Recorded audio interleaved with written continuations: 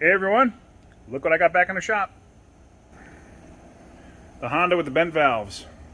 So I'm going to be ripping the head off to find out exactly what happened.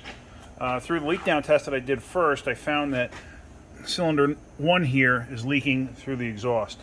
I'm not going to bother doing a leak down test on all the other cylinders because I got to pull the head off regardless and see exactly what's going on. But I'm pretty confident, judging by the condition of the spark plugs, that I'm going to have bent valves on 2 and 3 also, because 1, 2, and 3, the spark plugs came out and they were all carbon fouled, but cylinder 4 was fine. So I got a funny feeling those valves are probably fine, but it probably hit the valves on these.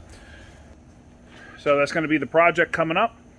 I'm going to rip it apart, find out what's going on, and I'll show you once it's apart what I'm doing. And that'll be about it. If you like my videos, hit the like button. If you could, please subscribe, share my videos, recommend your friends, whatever you can do. It helps me out. Helps me make more videos. I hope you're getting something out of this. Have a great day and keep wrenching.